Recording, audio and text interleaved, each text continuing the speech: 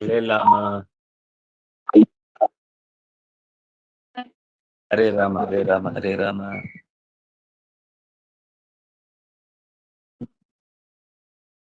जन्माद्यस्य यतोऽन्वयादितरतः ब्रह्महृदायिकमयि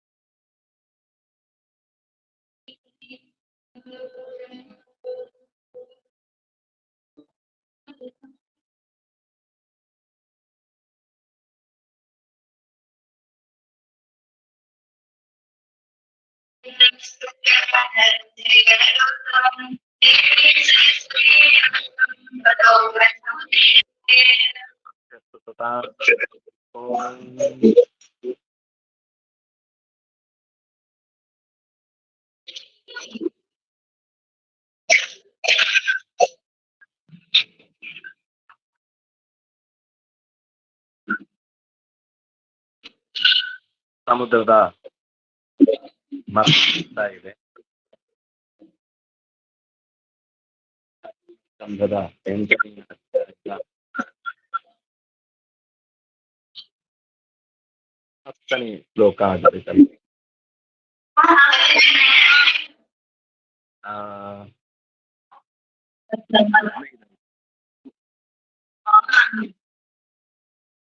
ಹದಿನಾರನೆಯ ಶ್ಲೋಕ.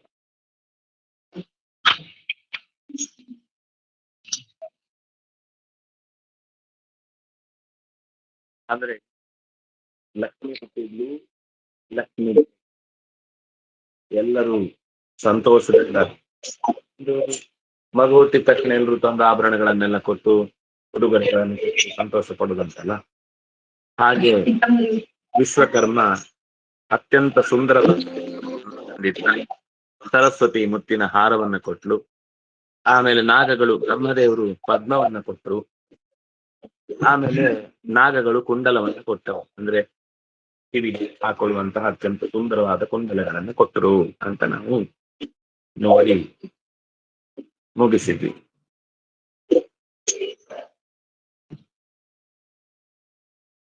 ಮುಂದಿನ ಶ್ಲೋಕ.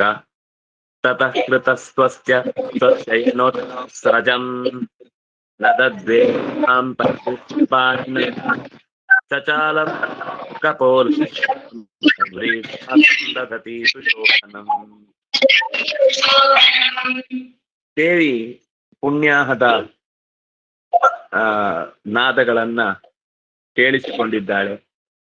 ಆ ಕಿವಿಗೆ ನಾಗಗಳು ಕೊಟ್ಟ ಕುಂಡಲಗಳು ಅದು ಕೆನ್ನೆಯನ್ನ ಬಡಿಸ್ತಾ ಇರುವುದರಿಂದ ನಗು, ಆ ಕುಂಡಲದ ಕಿರಣ ಮತ್ತು ಸಹಜವಾದ ಮೈಕಾಂತಿ ಎಲ್ಲ ಮಿಶ್ರ ಆಗಿ ಹೇಗ್ ಕಾಣಿಸ್ತಾ ಇತ್ತು ಅಂದ್ರೆ ಮತ್ತೆ ಮತ್ತೆ ಆ ಸೌಂದರ್ಯಕ್ಕೆ ಮುಖ ಇನ್ನಷ್ಟು ಹೆಚ್ಚು ಹೆಚ್ಚು ಹೊಳಪಿನಲ್ಲಿ ಕಾಣಿಸ್ತಾ ಇತ್ತು. ಅದಕ್ಕೆ ಸರಿಯಾಗಿ ಅಲ್ಲೇ ಆ ಕಮಲದ ಮಾಲೆಯನ್ನ ಬೇರೆ ಹಾಕೊಂಡಿದ್ದು, ಚತುರ್ಮುಖ ಬೇರೆ ಕೊಟ್ಟ ಕಮಲ ಕೈಯಲ್ಲಿದ್ದದ್ದು, ಇದರ ಪರಿಣಾಮಕ್ಕೆ ಬಹಳ ಆನಂದದಿಂದ ದುಂಬಿಗಳು ಹುಡುಕಿಕೊಂಡು ಬಂದಿದ್ದಾಳೆ. ಹುಡುಕಿಕೊಂಡು ಬಂದದ್ದು ಮಾತ್ರ ಅಲ್ಲ, ಗುಯ್ ಅಂತ ಶಬ್ದ ಮಾಡ್ತಾ ಇದ್ದಾವೆ ಕಮಲದ ಮಾಲೆಯನ್ನ. ಆ ಮಾಲೆಯ ಕಡೆಗೆ ಆ ಜೇನಿಗಾಗಿ ಖುಷಿ ಪಡುವಂತಹ ದುಂಬಿಗಳು. ಒಟ್ಟಂತೂ ಅವಳು ಬಂದ ತಕ್ಷಣ ಎಲ್ಲ ಒಂಥರ ಸ್ವಯಂವರದ ಸಭೆ ಏರ್ಪಟ್ಟಿತು. ಯಾರಿಗೆ ಅವಳು ಒಲಿತಾಳೆ ಅಂತ ಕಾಯಕೋಸ್ಕರ ಎಲ್ಲರ ಕೊರಳು ನನ್ ಕಡೆಗೆ ಬರುತ್ತೆ ಅಂತ ನಿಂತಿರುವಂತಹ ಸ್ಥಿತಿಯಲ್ಲಿ ಎಲ್ಲರೂ ಕಾಣಿಸಿಕೊಂಡ್ರು. ದೇವತೆಗಳಿಗೇನು ಅಂಥ ಆಸೆ ಇರ್ಲಿಲ್ಲ. ಅವರಿಗೆ ಅರ್ಥ ಆಗಿದೆ ಇವಳು ಯಾರು ಅಂತ. ಆದ್ರೆ ಸಹಜವಾಗಿ ಕಾಣುವ ಒಂದು ಸ್ಟೇಜ್ ಅಲ್ಲಿ ಹೇಗೆ ದ್ರೌಪದಿಯ ಸ್ವಯಂವರದ ಸಭಾ ಕೃಷ್ಣ ಯಾದವರ ಪರಿವಾರ ಬಂದಿತ್ತೋ ಹಾಗೆ ಅವ್ರು ಯಾರು ಕೂಡ ದ್ರೌಪದಿಯನ್ನ ಸ್ವೀಕಾರ ಮಾಡ್ಲಿಕ್ಕೆ ಬಂದಿರ್ಲಿಲ್ಲ. ದ್ರೌಪದಿಯನ್ನ ಪಡೆಯುವುದಕ್ಕೋಸ್ಕರ ಬಂದಿರುವ ಪಾಂಡವರನ್ನ ಕಾಣುವುದಕ್ಕೋಸ್ಕರ ಬಂದಿದ್ರು ಹೇಗೋ ಹಾಗೆ ಇಲ್ಲೂ ಕೂಡ. ಅಂದ್ರೆ ಈ ಘಟನೆ ಆ ಘಟನೆ ಎರಡಕ್ಕೂ ತುಲನೆ ಮಾಡ್ಲಿಕ್ಕಲ್ಲ, ನಿಮ್ಗೆ ಗೊತ್ತಿರೋ ಕಥೆ ಅನ್ನೋದಕ್ಕೋಸ್ಕರ ಹಾಗೆ ಹೇಳಿದೆ ಅಷ್ಟೆ. ಯಾಕಂದ್ರೆ ಈ ಘಟನೆ ನಡೆದ ಮೇಲೆ ಕೃಷ್ಣನ ದ್ರೌಪದಿಯ ಸ್ವಯಂವರದ ಪ್ರಕರಣ ನಡೆದದ್ದು. ಇದರಂತೆ ಅದಾಯಿತು ಅಂತ ಹೇಳ್ಬೇಕಷ್ಟೆ. ಸ್ತನದ್ವಯಂ ಚಾತಿ ಕೃಶೋದರಿ ಸಮಂ ನಿರಂತರಂ ಚಂದನ ಕುಂಕುಮೋಕ್ಷಿತಂ ಪ್ರವಲ್ಗು ಸಿಂಚಿದೇವ ಸಾಂಬಭೌ.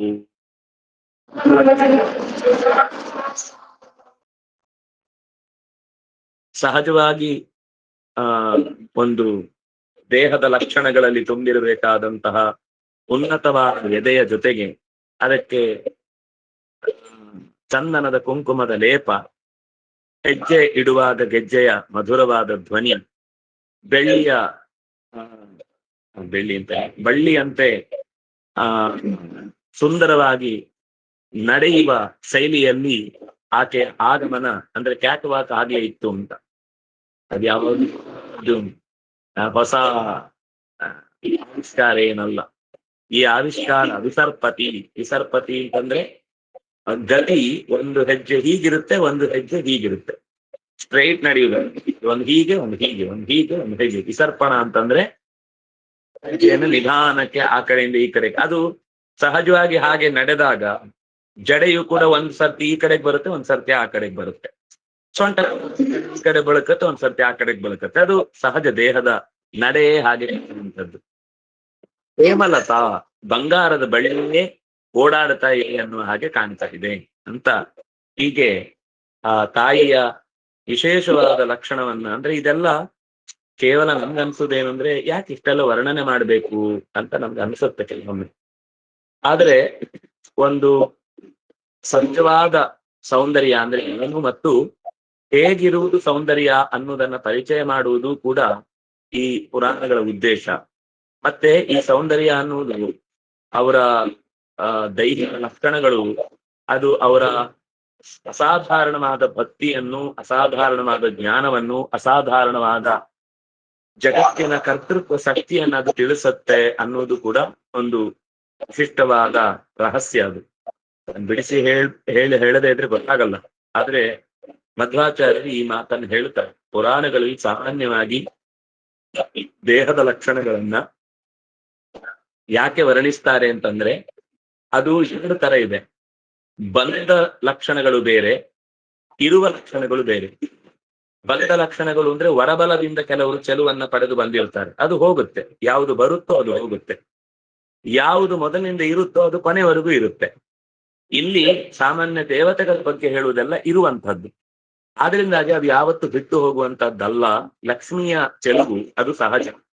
ಆ ಚೆಲುವು ಸಹಜತೆಯ ಹಿನ್ನೆಲೆ ಏನು ಅಂತಂದ್ರೆ ಅವಳು ಜಗದ ತಾಯಿ. ಉಳಿದ ಎಲ್ಲರಿಗಿಂತಲೂ ಅತ್ಯಂತ ಹೆಚ್ಚಿನ ಲಕ್ಷಣಗಳನ್ನ ಆಕೆಯಲ್ಲಿ ನಿರೂಪಿಸುವುದರ ಮೂಲಕ ಅದರ ವೈಶಿಷ್ಟ್ಯ ಏನು ಅಂತಂದ್ರೆ ಅವಳು ಯಾರಿಗೆ ಸಲ್ಲಬೇಕಾದವಳು ಅನ್ನೋದು ಕೂಡ ಅವಳ ಲಕ್ಷಣದಿಂದಲೇ ತಿಳಿಯುವಂಥದ್ದು ಅನ್ನೋದಕ್ಕೋಸ್ಕರ. ಇದರ ಹಿಂದೆ ತುಂಬಾ ಆಧ್ಯಾತ್ಮಿಕ ಪ್ರಮೇಯಗಳು ತುಂಬಿಕೊಂಡಿರ್ತವೆ. ಎಲ್ಲವನ್ನೂ ನಾವು ನೋಡ್ಲಿಕ್ಕೆ ಆಗ್ಲಿಕ್ಕಿಲ್ಲ. ಆದ್ರೆ ಇದೆಲ್ಲ ಹಿನ್ನೆಲೆಯಲ್ಲಿ ಇದೆ ಅನ್ನುವ ಕಾರಣ ಗೊತ್ತಿದ್ರೆ ಮಾತ್ರ ಪುರಾಣಗಳಲ್ಲಿನ ಈ ವರ್ಣನೆಗೆ ಇದು ಕೇವಲ ಯಾವುದೋ ಒಂದು ಉತ್ತೇಜಕವಾದ ಕಾವ್ಯದ ಲಕ್ಷಣಕ್ಕೋಸ್ಕರ ಇದನ್ನ ತುಂಬಿಸಿದ್ದಾರೆ ಅಂತ ನಾವು ಭಾವಿಸುವುದಷ್ಟೇ. ಅಂದ್ರೆ ಅದು ಒಂದು ಭಾಗವಾಗಿ ಇಲ್ಲ ಅಂತಿಲ್ಲ, ಆದ್ರೆ ಅದು ಪ್ರಮುಖವಾದ ಅಂಶ ಅಲ್ಲ. ಅದು ಕಾವ್ಯ ಬರೆಯುವುದು ಅವರ ಉದ್ದೇಶವೇ ಅಲ್ಲ. ಕಾವ್ಯ ಅನ್ನೋದು ಅದು ಅದು ಡಿಫಾಲ್ಟ್, ಅದು ತಾನಾಗಿ ಬರುವಂತದ್ದು. ಅವ್ರು ಅದಕ್ಕೋಸ್ಕರ ನಾನು ಕಾವ್ಯ ಬರೀತೇನೆ ಅಂತ ಕೂತು ಭಾಗವತ ಬರೆದದ್ದಲ್ಲ. ಭಾಗವತದಲ್ಲಿ ಕಾವ್ಯದ ಲಕ್ಷಣ ಬಂದ್ರೆ ಅದು ನಮ್ಗೆ ಸಂತೋಷ ಅಷ್ಟೇ. ನಾವು ಬರೆಯುವಂತದ್ದೆಲ್ಲ ಜನರನ್ನ ರಂಜಿಸ್ಬೇಕು, ಅವ್ರು ನೆಚ್ಚಿಸ್ಬೇಕು, ಸ್ಟೇಜಲ್ಲಿ ಶೋ ಚೆನ್ನಾಗಾಗ್ಬೇಕು, ಅಥವಾ ಓದಿದವರು ಪುಸ್ತಕ ಜಾಸ್ತಿ ಕೊಂಡ್ಕೊಂಡು ನಾಳೆ 2 ಮನೆ ಕಟ್ಟುವಷ್ಟು ಪುಸ್ತಕದ ಸಂಗ್ರಹ ನನಗಾಗ್ಬೇಕು ಅಂತ ಬರೆಯುವವನಿಗೋ, ಮಾರುವವನಿಗೋ, ಕೊಡುವವನಿಗೋ, ಯಾರಿಗೋ ಏನೋ ಒಂದು ಭಾವನೆ ಇರುತ್ತೆ. ವೇದವ್ಯಾಸರು ಇದು ಯಾವುದು ಬೇಕು, ನನಗೆ ಇಂತಹದ್ದು ಲಾಭ ಆಗ್ಬೇಕು ಅಂತ ಗ್ರಂಥಗಳ ಸಂಗ್ರಹವನ್ನು ಅಥವಾ ರಚನೆಯನ್ನು ಮಾಡಿದ್ದಲ್ಲ ಅನ್ನೋದು ನಮಗೆ ಅರ್ಥ ಆದ್ರೆ ಇದರ ಹಿಂದೆ ಇರುವ ಮಹತ್ವ ಏನು ಅಂತ ಅರ್ಥ ಆಗುತ್ತೆ. ವಿಲೋಕಯಂತಿ ನಿರವದ್ಯಮಾತ್ಮನ ಪದಂ ಧ್ರುವಂ ಚಾರ್ಹಿತಾಗುಣಂ ಸುರಸಿದ್ಧ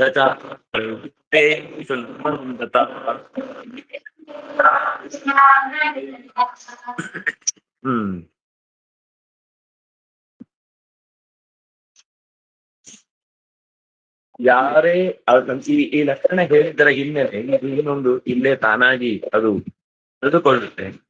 ತನ್ನ ಗುಣಧರ್ಮಗಳಿಗೆ ಹೊಂದುವಂತಹ ವ್ಯಕ್ತಿಯನ್ನ ಸಹಜವಾಗಿ ಜೋಡಿಯಾಗಿ ಬದುಕಿಗೆ ತಂದುಕೊಳ್ಳುವಂತದ್ದು ಲೋಕದ ಲಕ್ಷಣ ಆಗಿರ್ಬೇಕು ಕೂಡ.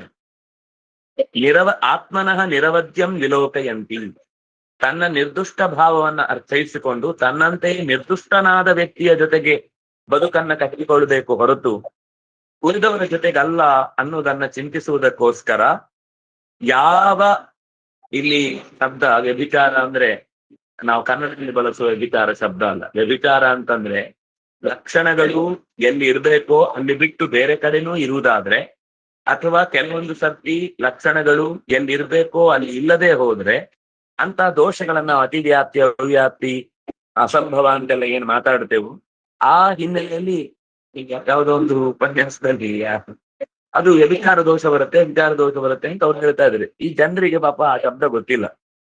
ಏನ್ರಿ ಸ್ವಾಮಿಗಳು ಹಿಂಗೆಲ್ಲ ಮಾತಾಡ್ತಾರೆ, ನಾವೇ ಪರವಾಗಿಲ್ಲ ಈ ಶಬ್ದ ಹೇಳಿ ಸಲ ಆಚೀಚೆ ನೋಡ್ತೇವೆ, ಇವ್ರು ನೋಡಿದ್ರೆ ನಿರ್ದಯವಾಗಿ, ನಿರಾತಂಕವಾಗಿ, ನಿರ್ದಿಷ್ಟವಾಗಿ, ನಿರ್ದಯವಾಗಿ ಹೇಳ್ತಾ ಇದ್ದಾರೆ ಅಂತ ಅವ್ರ ಜನರ ಮುಖದಲ್ಲಿರುವ ಎಕ್ಸ್ಪ್ರೆಷನ್ ಅರ್ಥ ಆಗ್ಲಿಲ್ಲ ಅವರಿಗೆ. ಆಮೇಲೆ ಅವರಿಗೆ ನಾನೇನೋ ತಪ್ಪು ಹೇಳ್ತಾ ಇದ್ದೇನೆ ಅಂತ ಅವ್ರಿಗೆ ಅಂದಾಜ್ ಆಯ್ತು. ಆಮೇಲೆ ನಿಧಾನಕ್ಕೆ ಯೋಚನೆ, ಆಮೇಲೆ ಅರ್ಥ ಆಯ್ತು ಅವ್ರಿಗೆ ಜನರು ಏನು ಅರ್ಥ ಮಾಡ್ತಿಲ್ಲ. ಆಮೇಲೆ ಇಲ್ಲ ಅಂತ ಮತ್ತೆ ಲಕ್ಷಣಗಳನ್ನು ಹೇಳಿ ಅದು ಹಾಗಲ್ಲ, ಹೀಗಲ್ಲ, ಹಾಗೆ ಅನೇಕಾಂತಿಕತಾ ಅಂತ ಒಂದು ಗುಣ 10 ಜನರಲ್ಲಿ ಹೋಗಿ ಸೇರಿದ್ರೆ ಆವಾಗ ಅದನ್ನ ವ್ಯಭಿಚಾರಿ ಅನ್ನುವ ಶಬ್ದ ಹೇಳುವುದು. ಶಬ್ದದಿಂದ ಬಂದದ್ದನ್ನ ಲೋಕದಲ್ಲಿಯೂ ರೂಢಿಸಿಕೊಂಡಿದ್ದಾರೆ ಹೊರತು ಲೋಕದಲ್ಲಿರುವ ಶಬ್ದವೇ ಪ್ರಧಾನ ಅರ್ಥ ಅಲ್ಲ. ಇದು ಇಂಥ ಶಬ್ದಗಳು ತುಂಬಾ ವ್ಯವಸ್ಥೆಗಳು ನಮ್ಮಲ್ಲಿ ಭಾಷೆಯಲ್ಲಿ ಬಂದು ಹೋಗಿದೆ. ಈ ಜುಗುಪ್ಸೆ ಅಂತ ಶಬ್ದವನ್ನು ಬಳಸ್ತೇವೆ ನಾವು. ಆದ್ರೆ ಮೂಲದಲ್ಲಿ ಜುಗುಪ್ಸಾ ಅನ್ನುವ ಶಬ್ದಕ್ಕಂತ ಗೋತ್ತುನಿಚ್ಛ, ಮುಚ್ಚಿಡಲು ಬಯಸುವಂತಹದ್ದು ಅಂತ ಅರ್ಥ. ಈ ಮುಚ್ಚಿಡಲು ಬಯಸುವಂತಹದ್ದು ಹೋಗಿ ಜುಗುಪ್ಸೆ ಬಂತು ಜೀವನದಲ್ಲಿ ಅಂದ್ರೆ ಏನ್ ಅರ್ಥ? ಎಲ್ಲಿ ಸಂಬಂಧ ಅಂತ. ಆದ್ರೆ ಹಾಗೆ ಬಳಕೆ ಇದೆ ಲೋಕದಲ್ಲಿ. ಯಾಕೆ ಬಂತು ಅನ್ನೋದನ್ನ ನಾವು ನೋಡ್ಬೇಕಾದ್ದೆ. ಯಾಕೆಂದ್ರೆ ಈ ಜುಗುಪ್ತ ಅನ್ನೋದು ಗೋಸುಪ್ತ ಅಂದ್ರೆ ಏನ್ ಹೇಳಿ, ಮನೆಯಲ್ಲಿ ಒಂದಿಷ್ಟು ಎತ್ತಿದ್ರೆ ಸಾಮಗ್ರಿ ಇರುತ್ತೆ, ಯಾರೋ ಎಂಟ್ರು ಬಂದ್ರು ಅಂದ ತಕ್ಷಣ ಅದನ್ನ ತಗೊಂಡೋಗಿ ಒಂದು ಕೋಣೆ ಒಳಗೆ ರೂಮಲ್ಲಿ ಎಸ್ದು ಬಿಡ್ತೇವೆ ಮೂಲೆಗೆ. ಗೋಪ್ತ ಅಂದ್ರೆ ಅವರಿಗೆ ಅವರ ಎದುರುಗಡೆ ನಮ್ಮ ಅವ್ಯವಹಾರ ಕಾಣಬಾರ್ದು ಅಂತ. ಅದು ಯಾಕೆ ಕಾಣಬಾರ್ದು ಅಂದ್ರೆ ಅದು ಒಂಥರ ಅಸಖ್ಯ ಬರುತ್ತೆ. ಗೋಪ್ತಮಿಚ್ಛ ಅಂದ್ರೆ 2 ಅರ್ಥದಲ್ಲಿ. ನನ್ನ ಬಗ್ಗೆ ತಪ್ಪು ಕಲ್ಪನೆ ಬರಬಾರದು ಅನ್ನೋ ರಕ್ಷಣೆಗೆ ಒಂದಾದ್ರೆ, ಇನ್ನೊಂದು ನನ್ನನ್ನ ರಕ್ಷಿಸಿಕೊಳ್ಳುವುದು ಅನ್ನೋದು ಇನ್ನೊಂದು ಅರ್ಥ. ಆದ್ರೆ ನನ್ನನ್ನ ರಕ್ಷಿಸಿಕೊಳ್ಳುವುದು ಈಗ ಯಾವುದು ಅರ್ಥ ಹೋಗಿ ಯಾವುದು ನಮ್ಮ ಗುಣಧರ್ಮಗಳನ್ನ ಅಥವಾ ನಮ್ಮ ಘನತೆಯನ್ನ ಕುಗ್ಗಿಸುತ್ತೋ ಅಂತಹದ್ದನ್ನ ರಕ್ಷಿಸುವುದು ಅನ್ನುವ ಕಡೆಗೆ ಹೋಗಿ ಕೊನೆಗೆ ಅದು ಅಸತ್ಯ ಅಂತ ಆಗಿ ಜುಗುಪ್ಸೆ ಅಂತ ಅನ್ನೋದು ಕೊನೆಗೆ ಅಸತ್ಯ ಅನ್ನೋ ಅರ್ಥದಲ್ಲಿ ಉಳ್ಬೇಕು. ಯಾವುದರಿಂದ ನಮಗೆ ತೊಂದರೆ ಆಗುತ್ತೆ ಅನ್ನುವ ವಸ್ತುವಿನ ಬಗ್ಗೆ ಏನಿತ್ತೋ ಅದೇ ಜುಗುಪ್ಸಿಗೆ ಕಾರಣವಾಗಿ ಉಳಿದದ್ರಿಂದ ಆ ಜುಗುಪ್ಸೆ ಅನ್ನೋದು ಅಸತ್ಯ ಅಥವಾ ಒಂಥರ ಜೀವನದಲ್ಲಿ ಜುಗುಪ್ಸೆ ಬಂತು ಅಂದ್ರೆ ಬದುಕಲಿಕ್ಕೆ ಇಷ್ಟವೇ ಹೊರಟೋಯ್ತು ಅನ್ನೋ ಅರ್ಥವನ್ನು ನೀಡಿ.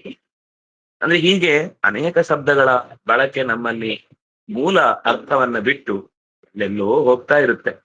ಹಾಗೆ ಇಲ್ಲಿ ಪದಂ ಧ್ರುವಂ, ನಡೆಯುವಂತಹ ವ್ಯಕ್ತಿ ಧ್ರುವ ಅಂದ್ರೆ ಮಧ್ಯದಲ್ಲಿ ಮತ್ತೆ ಅವನು ನೆಕ್ಸ್ಟ್ ಸರ್ತಿ ಇನ್ನೊಂದು ಚುನಾವಣೆ ಆಗುವಾಗ ಇವನನ್ನು ಎತ್ತಿ ಬಿಸಾಕಿ ಬೇರೆಯವರನ್ನು ತಂದು ಹಾಕುದು ಅನ್ನುವ ವ್ಯಕ್ತಿ ಆಗಿರಬಾರ್ದು. ಎಷ್ಟು ಕಾಲ ಕಳೆದು ಹೋದ್ರೂ ಕೂಡ ಇವನೇ ಈ ಸ್ಥಾನದಲ್ಲಿ ಪರ್ಮನೆಂಟ್ ಆಗಿರ್ಬೇಕು ಅಂತ ವ್ಯಕ್ತಿಯ. ಯಾಕೆಂದ್ರೆ ಇವಳು ಧ್ರುವಳಾದ್ರಿಂದ ನನಗೆ ಧ್ರುವನಾದವನೇ ಬೇಕು. ಧ್ರುವ ಅಂದ್ರೆ ನಿಶ್ಚಯ, ಒಂದೇ ಕಡೆ ನಿರಂತರವಾಗಿ ಇರಬಲ್ಲವ, ಆ ಪದದಲ್ಲಿ ಇರುವವನಾಗಿರ್ಬೇಕು. ಅವ್ಯಭಿಚಾರಿ ಸದ್ಗುಣಂ, ದೋಷಗಳಿಲ್ಲದ ಸದ್ಗುಣಗಳಿಂದಲೇ ಕೂಡಿರುವಂತಹ ವ್ಯಕ್ತಿ ಆಗಿರ್ಬೇಕು. ಗಂಧರ್ವ ಯಕ್ಷಾಸುರ ಸಿದ್ಧಚಾರಣ ತ್ರೈವಿಕ್ತಪೇಯಾದಿಷು ಅನ್ವವಿಂದತ ಅಂತ ವ್ಯಕ್ತಿಯನ್ನ ಗಂಧರ್ವ ರಾಶಿಯಲ್ಲಿ ನೋಡಿದ್ಲು, ಕಾಣ್ಲಿಲ್ಲ. ಯಕ್ಷರ ಗುಂಪಿನಲ್ಲಿ ಹುಡುಕಿದ್ನು, ಅದು ಯಕ್ಷೆ ಆಗಿತ್ತು. ಸುರರ ಅಂತೂ ಯಾರೂ ಗೊತ್ತೇ ಆಗ್ಲಿಲ್ಲ. ಚತುರ್ಮುಖನಿಂದ ಹಿಡಿದು ಎಲ್ಲರೂ ಕೂಡ ಒಂದಲ್ಲ ಒಂದು ಕಾರಣಕ್ಕೆ ಅವಳಿಗೆ ಅಂದ್ರೆ ಅಲ್ಲೂ ಮಾತು ಬರುತ್ತೆ, ತಿರಸ್ಕಾರ ಮಾಡಿದ್ದಲ್ಲ, ಅವರಲ್ಲಿರುವಂತಹ ಸಹಜವಾದ ದೋಷಗಳನ್ನ ನಾನು ಎಣಿಸಿ ಇವರನ್ನೆಲ್ಲ ಮಕ್ಕಳ ತರ ಪೋಷಣೆ ಮಾಡ್ಬೋದು ಹೊರತು ಇವರನ್ನ ನಾನು ನನ್ನ ಬದುಕಿನ ಭಾಗವಾಗಿ ಕಟ್ಟಿಕೊಳ್ಳಿಕ್ ಸಾಧ್ಯ ಇಲ್ಲ ಅಂತ ಸುರರಲ್ಲಿ, ಇನ್ನು ಈಗಾಗಲೇ ಮಂತ್ರಸಿದ್ಧಿಯನ್ನು ಪಡೆದಂತಹ ಸಿದ್ಧರಲ್ಲಿ ಇದನ್ನೇ ಲಕ್ಷ್ಮೀ ಶೋಭನ ಪದ ಅಂತ ಅಕಸ್ಮಾತ್ ನಿಮ್ಗೆ ಎಲ್ಲಿಯಾದ್ರೂ ಓದ್ಲಿಕ್ಕೆ ಕಣ್ಣಿಗೆ ಬಿದ್ರೆ ಇದೇ ಇದೇ ಒಂದು 4-5 ಶ್ಲೋಕಗಳ ಸಾಲನ್ನ ಇಡೀ ಒಂದು ಆ ಪ್ರಕರಣವಾಗಿ ಕಥೆ ರೂಪದಲ್ಲಿ ಅದನ್ನ ಅತ್ಯಂತ ಸುಂದರವಾಗಿ ವಾದರಾಜ ಗುರುಗಳು ನಿರೂಪಣೆ ಮಾಡಿದ್ದಾರೆ. ಅದನ್ನ ಒಂದ್ಸಲ ಓದಿದ್ರೆ ಅದರ ಹಿನ್ನೆಲೆ ಏನು ಅಂತ ಗೊತ್ತಾಗುತ್ತೆ. ಕೆಲವು ಒಗಟಿನ ತರ ಇದೆ, ಅದಕ್ಕೆ ಒಂಚೂರು ವ್ಯಾಖ್ಯಾನಗಳು ಕೆಲವೊಂದ್ ಕಡೆ ಬೇಕಾಗ್ಬಹುದು. ಆದ್ರೆ ಅದರ ಅಭಿಪ್ರಾಯ ಏನು ಅಂತಂದ್ರೆ ಅದು ಅವರವರಲ್ಲಿರುವ ಸಹಜವಾದ ಈಗ ತಾಯಿಗೆ ಮಗು ಅಂಟಿಕೊಳ್ಳುತ್ತೆ ಅಂತ ಅನ್ನೋದು ಮಗುವಿಗೆ ದೋಷ ಅಲ್ಲ. ಈಗ ಮಗುವನ್ನ ಸ್ವತಂತ್ರವಾಗಿಡ್ಬೇಕು ಅಂತ ಅದು ಜೋರಾಗಿ ಅಳ್ತಾ ಇದ್ರು ಕೊಂಡೋಗಿ ರಸ್ತೆ ಮಧ್ಯದಲ್ಲಿ ಇಟ್ಟು ಬಂದ್ರೆ ಮಗು ಸ್ವತಂತ್ರವಾಗಿರ್ಬೇಕು, ಅದು ನನ್ನನ್ನು ಆಶ್ರಯಿಸಬಾರ್ದು ಅಂತಂದ್ರೆ ಮಗುವಿಗೆ ತಾಯಿಯ ಮಡಿಲೇ ಗುಣ, ಅದು ಅಸ್ವಾತಂತ್ರ್ಯ ಅಲ್ಲ. ಅದು ಮಗುವಿಗೆ ದೊಡ್ಡವರೊಂದಿಗೆ ಅಂದ್ರೆ ತನಕ್ಕಿಂತ ಹೆಚ್ಚು ಗುಣವುಳ್ಳ ತನ್ನನ್ನ ರಕ್ಷಿಸವಲ್ಲ ವ್ಯಕ್ತಿಯಲ್ಲಿ ಮೈಮರೆತು ಮಲಗುವುದು ಅನ್ನೋದೇ ಗುಣ. ಅದಕ್ಕೆ ಅದು ಯಾವಾಗ ನೋಡಿದ್ರೆ ಅಮ್ಮನನ್ನ ಅಪ್ಕೊಂಡೇ ಇರುತ್ತೆ. ಎಂತದ್ರಿ ಅದು ದೋಷ? ದೋಷ ಅಲ್ಲ, ಮಗುವಿಗೆ ಅದೇ ಗುಣ. ಎಮ್ಮೆ ತರ ಆದ್ಮೇಲೂ ಸೆರಗಿಡ್ಕೊಂಡೇ ಇರ್ತಾ ಇದ್ದಾನೆ ಅಂದ್ರೆ ಹೋದ್ರು ಅಮ್ಮನೇ ಬಿಟ್ಟು ಬರ್ಬೇಕು ಗಾಡಿಯಲ್ಲಿ ಅಂತಂದ್ರೆ ಪರೀಕ್ಷೆಗೆ, ಆವಾಗ ಒಂಚೂರು ಏನು ಎಮ್ಮೆ ತರ ಆಗ್ಬಿಟ್ಟಿದ್ಯಾ, ಎಂಟಂದ್ರೆ ನನ್ ಮಗ ದಂಟು ಅಂತ ಹೇಳ್ಬೇಕಾದ ಕಾಲದಲ್ಲಿ ಇನ್ನು ಗಂಟು ಮುಟ್ಟೆ ಕಟ್ಕೊಂಡು ಇನ್ನು ಡಿಗ್ರಿಗೂ ಹೀಗೆ ಬರ್ತೀಯಲ್ಲ ಅಂತ ಬೈಬೇಕು ಆವಾಗ. ಆದ್ರೆ ಸಹಜವಾಗಿ ಎಂದಿಗೂ ಲೋಕದ ಈ ಜೀವರಾಶಿಗಳು ತಾಯಿಯ ಮಡಿಲಲ್ಲಿ ಭಗವಂತನ ಮಡಿಲಲ್ಲಿ ಮಗುವಾಗಿಯೇ ಇರುವುದಾದ್ರಿಂದ ಅದೆಂದು ಬೆಳೆದು ನಿಲ್ಲುವ ಸಾಧ್ಯತೆ ಇಲ್ಲ. ಆದ್ರಿಂದಾಗಿ ಕೊನೆವರೆಗೂ ಅಸ್ವಾತಂತ್ರ್ಯ ಅನ್ನೋದು ಜೀವನಿಗೆ ಗುಣ. ಹಾಗಾಗಿ ಇಂಥ ಎಲ್ಲ ದೋಷಗಳನ್ನು ದೋಷ ಅಂತ ಪರಿಗಣಿಸದೆ ಇವೆಲ್ಲ ಮಕ್ಕಳಾಗಿ ಯೋಗ್ಯವಾದವುಗಳು ಅಂತ ಭಾವಿಸಿ ತಾಯಿ ಲಕ್ಷ್ಮೀದೇವಿ ಸಿದ್ಧರನ್ನು ಚಾರಣರನ್ನು ತ್ರೈವಿಷ್ಟಪೇಯಾದಿಸು. ತ್ರಿವಿಷ್ಟಪ ಅಂದ್ರೆ ಸ್ವರ್ಗದಲ್ಲಿ ವಾಸಿಯಾದವುಗಳು, ಈಗಾಗಲೇ ಸ್ವರ್ಗದಲ್ಲಿ ಹೋಗಿ ಸೇರಿದವರು ಅಥವಾ ಈಗಾಗಲೇ ಮುಕ್ತರಾದವರು, ಇವರು ಎಲ್ಲರನ್ನೂ ಕೂಡ ಅವಳು ಒಪ್ಲಿಲ್ಲ. ನ ಅನ್ನುವಿಂದತ ಅವರನ್ನು ಯಾರನ್ನು ಕೂಡ ತನ್ನ ಜೀವನದ ಭಾಗವಾಗಿ ಸ್ವೀಕರಿಸಲಿಕ್ಕೆ ಅವಳು ಒಪ್ಲಿಲ್ಲ. ಕೊನೆಗೆ ಸ್ವಯಂವರ ಆಯ್ತಾ, ಯಾರು ಸಿಗ್ಲೇ ಇಲ್ಲ, ಇದೇನು ಹೀಗಾಯ್ತಲ್ಲ, ನನ್ನ ಕ್ವಾಲಿಫಿಕೇಶನ್ ಜಾಸ್ತಿ ಆಯ್ತು, ನನ್ನ ಸಂಬಳ ಜಾಸ್ತಿ ಆಯ್ತು, ನನಗೆ ಗಂಡೇ ಸಿಗ್ಲಿಲ್ಲ ಅನ್ನೋ ಸ್ಥಿತಿಗೆ ಬಂದು ಆವಾಗ್ಲೇ ಇದ್ದ ಸಮಸ್ಯೆಯನ್ನು ಈಗ ಹೇಳ್ತಿದ್ದೀರಾ ನೀವು ಅಂತ ಕೇಳಿದ್ರೆ ಇಲ್ಲ. ನಮ್ ತಪೋ ಯಸ್ಯನ ಮಚ್ ನಿರ್ಜಯ ಜ್ಞಾನ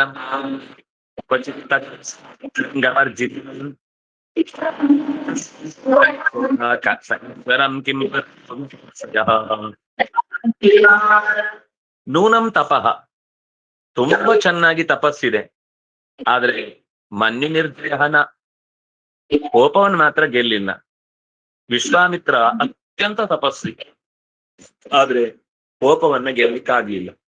ಮೊದಲು ಕಾಮವನ್ನ ಗೆದ್ದ, ನೇನೇಕಿಯ ಜೊತೆಗೆ ಸಂಸಾರವನ್ನ ಹೂಡಿ ಶಕುಂತಲೆಯನ್ನು ಪಡೆದು ಆಮೇಲೆ ಆ ಮಗುವನ್ನ ಅಲ್ಲೇ ಕಾಡಿನಲ್ಲಿ ಬಿಟ್ಟು ಅವನು ತಪಸ್ಸಿಗೆ ಕಾಡಿಗೆ ಹೋದ, ಇವಳು ದೇವತೆಗಳ ನಾಡಿಗೆ ಹೋಗಿ.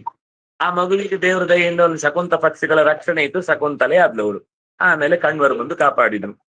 ಆದ್ರೆ ಇಷ್ಟ ಆದ್ಮೇಲೆ ಕಾಮವನ್ನೇನೋ ಗೆದ್ದ, ಆದ್ರೆ ನೆಕ್ಸ್ಟ್ ಸರ್ತಿ ರಂಭೆ ಬಂದು ಸಿಟ್ಟೆ ಬಂತು. ಈಗಾಗ್ಲೇ ಒಂದ್ಸರ್ತಿ ನಾನೆಲ್ಲ ತಪಸ್ಸು ಕಳ್ಕೊಂಡು ನಾನು ಸಂಸಾರ ನಡೆಸಿ ಬೇಡ ಅದರ ದುರ್ದಶೆಯನ್ನ ಮತ್ತೆ ತಡೆದು ನಿಲ್ಲಿಸಿ ಒದ್ದಾಟ ಆಗ್ಬಾರ್ದು ಅಂತ ಈಗಾಗ್ಲೇ ಕಳ್ಕೊಂಡ್ರೆ ಮತ್ತೆ ಬಂತಲ್ಲ ಈ ದುರವಸ್ಥೆ ಅಂತ ಅದ್ರ ಮೇಲೆ ಸಿಟ್ಟು ಬಂತು. ಸಿಟ್ಟು ಬಂದಾಗ ತಪಸ್ಸೆಲ್ಲ ಸೋರೋಯ್ತು, ಶಾಪದಿಂದ ತಪಸ್ಸು ಸೋರಿ ಹೋಯ್ತು. ಹಾಗಾಗಿ ವಿಶ್ವಾಮಿತ್ರನ ಅಂದ್ರೆ ವಿಶ್ವಾಮಿತ್ರನ ಕೋಪ ಬರ್ಲಿಲ್ಲ ಅವನ ಮೇಲೆ. ಯಾಕಂದ್ರೆ ಅವಳು ಕೋಪ ಮಾಡ್ಕೊಂಡ್ರೆ ಅವನ ಕೋಪಕ್ಕೂ ಅವಳ ಕೋಪಕ್ಕೆ ಏನು ವ್ಯತ್ಯಾಸ? ಇವನಿಗೆ ಕೋಪ ತಡ್ಕೊಳ್ಲಿಕ್ಕೆ ಆಗ್ಲಿಲ್ಲ ಅಂತ ಅವನ ಮೇಲೆ ಕರುಣೆ ಬಂತು. ಇರು, ನೀನ್ ಮಗು ನನಗೆ ಅಂತ ಹೇಳಿ ವಿಶ್ವಾಮಿತ್ರನ ಮಗುವಿನಂತೆ ಟ್ರೀಟ್ ಮಾಡಿ ಹೊರಟೋದ್ಲು. ಜ್ಞಾನಂ ಕ್ವಚಿತ್ ತಚ್ಚನ ಸಂಗವರ್ಜಿತಂ. ಈ ಬೃಹಸ್ಪತ್ಯಾಚಾರ್ಯರ ಎದುರುಗಡೆ ಬಂದಾಗ ಬೃಹಸ್ಪತ್ಯಾಚಾರ್ಯರು ಜ್ಞಾನಂ ಕ್ವಚಿತ್, ಬೃಹಸ್ಪತ್ಯಾಚಾರ್ಯರು ಅಂದ್ರೆ ಕೆಲವೊಂದು ಕೊಂಕು ಇದೆ. ಬನ್ನಿ, ಬೃಹಸ್ಪತ್ಯಾಚಾರ್ಯರು ಅಂದ್ರೆ ಮಹಾಜ್ಞಾನಿಗಳಂತ ಭ್ರಮೆಯಲ್ಲಿರುವವರು ತರ ಲೋಕದಲ್ಲಿ ಕೆಲವೊಂದು. ಅವನು ಮಹಾ ಬೃಹಸ್ಪತಿ, ಅವನು ಅಂದ್ರೆ ತಿನ್ಲಿಕ್ಕೆ ಬರಲ್ಲ, ಹೂ ಅಂದ್ರೆ ತೋನ್ಲಿಕ್ಕೆ ಬರಲ್ಲ ಅನ್ನೋ ಅರ್ಥದಲ್ಲಿ ಹೇಳುವುದಿದೆ. ಆದ್ರೆ ಲೋಕದಲ್ಲಿ ಸಾಮಾನ್ಯವಾಗಿ ಶಾಸ್ತ್ರಗಳಲ್ಲಿ ಅವರು ಬೃಹಸ್ಪತಿಗಳು ಅಂತಂದ್ರೆ ಅಷ್ಟು ಜ್ಞಾನ ಇರುವವರು ಅಂತ ಅರ್ಥ. ಅಂತಹ ಬೃಹಸ್ಪತ್ಯಾಚಾರ್ಯರನ್ನ ಅಕಸ್ಮಾತ್ ಜ್ಞಾನದಲ್ಲಿ ಅತ್ಯಂತ ಹಿರಿಯ ಅಂತ ಒಪ್ಪಿಕೊಳ್ಳೋಣ ಅಂದ್ರೆ ನಾ ಸಂಘವರ್ಜಿತ. ಅವರಿಗೆ ಆ ಗುರುದಕ್ಷಿಣೆಯ ವಿಷಯದಲ್ಲಿ ಆ ಇನ್ನು ತೃಪ್ತಿ ಆಗಿಲ್ಲ. ಅವ್ರು ದೇವತೆಗಳು ಕೊಟ್ಟದ್ದಕ್ಕೆ ಬಹಳ ಇಷ್ಟಪಟ್ಟು ತಗೊಳ್ತಾರೆ. ದೇವತೆಗಳು ಸರಿಯಾಗಿ ಟ್ರೀಟ್ ಮಾಡ್ಲಿಲ್ಲ ಅಂದ್ರೆ ಅಂದ್ರೆ ಅಹಂಕಾರ ಅಂತ ನಮ್ಗ ಅನ್ಸುತ್ತೆ. ಆದ್ರೆ ಆ ಶಿಷ್ಯರ ಜೊತೆಗಿನ ವ್ಯವಹಾರದಲ್ಲಿ ಸರಿ ಇರ್ಲಿಲ್ಲ ಅಂತ ಹೊರಟೆ ಹೋಗ್ಬಿಟ್ರು, ಸರಿಯಾಗಿ ಗೌರವ ಕೊಡ್ಲಿಲ್ಲ ಅಂತ. ಅಂದ್ರೆ ಶಿಷ್ಯನನ್ನ ಅಂತ ಸಂದರ್ಭದಲ್ಲಿ ಹೆಚ್ಚು ಕಾಪಾಡ್ಬೇಕಾದದ್ದು. ಆದ್ರೆ ಬೃಹಸ್ಪತ್ಯಾಚಾರ್ಯರು ಹೊರಟು ಹೋದ್ರು. ಅಂದ್ರೆ ಅವರಿಗಿಂತ ಕೆಳಗಿನವರಿಗೆ ಅವ್ರು ತುಂಬಾ ದೊಡ್ಡವರೇ, ಆದ್ರೆ ಲಕ್ಷ್ಮಿಯ ದೃಷ್ಟಿಯಿಂದ ಇದು ಸ್ವಲ್ಪ ವೀಕ್ನೆಸ್. ಅದಕ್ಕೋಸ್ಕರ ನಾ ಸಂಘವರ್ಜಿತ, ಇವನಿಗೆ ಇನ್ನು ಪೂರ್ತಿ ಗುರುದಕ್ಷಿಣೆ ಆಸೆ ಬಿಟ್ಟು ಹೋಗಿಲ್ಲ, ಅದರಿಂದಾಗಿ ಇವನು ಬೇಡ ಅಂತ ತೀರ್ಮಾನ ಮಾಡಿದ್ವಿ. ಕಚ್ಚಿನ್ ಮಹಾನ್ಸ್ತಸ್ಯ ನ ಕಾಮ ನಿರ್ಜಯ. ಈ ಬ್ರಹ್ಮ ಮಹಾಪುರುಷ, ಆದ್ರೂ ಕೊನೆಗೆ ಅವನು ಒಬ್ಬನೇ ಇದು ಸೃಷ್ಟಿ ಮಾಡ್ಲಿಕ್ಕೆ ಆಗ್ಲಿಲ್ಲ. ಅದಕ್ಕೋಸ್ಕರ ಏನ್ ಮಾಡಿದ ಅಂತಂದ್ರೆ, ಇದು ನಮ್ಗೆ ಅಲ್ಲ ದೋಷ ಹೇಳಲಿಕ್ಕೆ, ಇದು ಲಕ್ಷ್ಮಿ ಮಾತ್ರ ಹೇಳಬಹುದಾದ ದೋಷ. ನಾನೆಲ್ಲ ಲಕ್ಷ್ಮಿ ಏನು ಅಂತ ಚಿಂತಿಸಿ ಅವರನ್ನ ದೂರ ಇಟ್ಲು ಅಂತ ಅಷ್ಟೇ ಅರ್ಥಕ್ಕೆ ತಗೊಳ್ಬೇಕು ಹೊರತು, ನಮ್ಗೂ ನಾಳೆಗೊಂದು ಮಾತಾಡ್ಲಿಕ್ಕೆ ನಮ್ಗೆ ಸಿಕ್ಕಿದ್ರೆ ಕಾಯ್ತಾ ಇರ್ತೇವೆ. ಯಾವ್ದಾದ್ರು ಒಂದೆರಡು ದೋಷನಾ, ಋಷಿಗಳಿಗೇನು ಕಮ್ಮಿ, ಅವರಿಗೆ ಕೋಪ ಬರಲ್ವಾ, ನಾವೇನ್ ಕಮ್ಮಿ ಅಂತ ನಮ್ಗೆ ಬೇಕಾದಕ್ಕೆ ಯಾವ್ದಕ್ಕೂ ತಗೊಳಲ್ಲ. ಬೇಡವಾದಕ್ಕೆ ಮಾತ್ರ ತಕ್ಷಣ ನಮ್ಗೆ ಇತಿಹಾಸ ಪುರಾಣಗಳ ಜಾಗೃತಿ ಬರುತ್ತೆ ಅಂತಂದ್ರೆ ನಮ್ಮಷ್ಟು ಓದ್ದವರೇ ಇಲ್ಲ ಅಂತ ಅನ್ಸ್ಬಿಡುತ್ತೆ. ಆದ್ರೆ ಇದೆಲ್ಲ ಲಕ್ಷ್ಮಿ ಮಾತ್ರ ಹೇಳಬಹುದಾದ ಎಚ್ಚರಿಕೆಯ ಮಾತುಗಳನ್ನು ನಮಗೆ ಮೊದ್ಲು ತಲೆಯಲ್ಲಿ ಇರ್ಬೇಕು. ಅವಳು ಯೋಚನೆ ಮಾಡ್ತಾಳೆ, ಇವನಿಗೆ ಏಕಾಂತದಲ್ಲಿ ಇದು ಏನು ಮಾಡ್ಲಿಕ್ಕೆ ಆಗ್ಲಿಲ್ಲ, ಆದ್ರಿಂದಾಗಿ ಇವನು ಕೊನೆಗೆ ಸೃಷ್ಟಿ ಮಾಡಿ, ಹೆಂಡತಿ ಅಂತಾನೆ ಸೃಷ್ಟಿ ಮಾಡಿದ್ದು, ಆದ್ರೂ ಒಂದು ಹೆಣ್ಣು ಬೇಕಾಯ್ತು ಇವನಿಗೆ ಸೃಷ್ಟಿ ಮಾಡ್ಲಿಕ್ಕೆ. ಆದ್ರೆ ಅದು ಮತ್ತೆ ನಿಮ್ಗೆ ಇದಕ್ಕೆಲ್ಲ ಉತ್ತರ ಆಮೇಲೆ ಸಿಗುತ್ತೆ. ಹಾಗಾಗಿ ಇವನು ಹೆಂಡತಿಯನ್ನ ಪಡ್ಕೊಳ್ಳೋದನ್ನು ದೋಷ ಅಲ್ಲ, ಆದ್ರೆ ಹೆಂಡತಿಯನ್ನ ಪಡ್ಕೊಳ್ಳೇಬೇಕಾದ ಒಂದು ಅನಿವಾರ್ಯತೆ ಅವನಿಗೆ ಇದೆ ಅನ್ನೋದ್ರಿಂದ ಕಾಮ ನಿರ್ಜಯನಲ್ಲ ಅಂತ. ಚತುರ್ಮುಖನ 4 ತಲೆ ಇದೆ, 4 ತಲೆಯಲ್ಲಿಯೂ ಕೂಡ ಆಸೆಗಳ ಕೊಂಪೆ ತುಂಬಿಕೊಂಡಿದೆ ಅಂತ ಅವಳು, ಇವನು ನನಗೆ ಮಗು ಆಗ್ಬೋದಷ್ಟೇ ಅಂತ ಅವನನ್ನು ಮಗುವಿನ ಸ್ಥಾನದಲ್ಲಿ ಇರಿಸಿದ್ಲು. ಸ ಈಶ್ವರ ಕಿಂಪರತೋ ವ್ಯಪಾಶ್ರಯ. ಇನ್ನು ರುದ್ರದೇವರನ್ನ ಕೇಳಿದಾಗ ವ್ಯಪಾಶ್ರಯ ಅಂದ್ರೆ ಬಹಳ ಬೇಗ ಯಾರು ಅಂತ ಮೊದಲ ವರ ಕೊಟ್ಟು ಬಿಡ್ತಾನೆ. ಅವರು ದುಷ್ಟರು, ದುಗುಳರು, ದುರ್ಮಾರ್ಗಿಗಳು ಬಂದಂಗೆಲ್ಲ ಆಶುತೋಷ ಅಂತ ಹೆಸರು. ವ್ಯಪಾಶ್ರಯ ಅಂದ್ರೆ ವಿಶೇಷವಾಗಿ ಒಲಿದು ಬಿಡುವಂತಹ ಗುಣ. ಇದು ಬಹಳ ಕಷ್ಟ. ಕೊಡುವ ವರವನ್ನ ಯೋಚನೆ ಮಾಡಿ ಕೊಡ್ಬೇಕು. ಅದಕ್ಕೆ ನಾಳೆ ಈಗ ಸ್ವತಃ ಅವನಿಗೆ ಅನುಭವ ಬಂತಲ್ಲ, ಮುಂದೆ ಅಂತಂದ್ರೆ ಬಂದಿತ್ತಲ್ಲ. ಏನಂದ್ರೆ ಯಾರೋ ಒಬ್ಬ ವೃಕ ಅಂತಿದ್ದ, ಅವನು ರುದ್ರದೇವರನ್ನು ತಪಸ್ಸು ಮಾಡಿದ. ತಪಸ್ಸು ಮಾಡಿದ ತಕ್ಷಣ ಏನ್ ಬೇಕು ಅಂತ ಕೇಳ್ದ.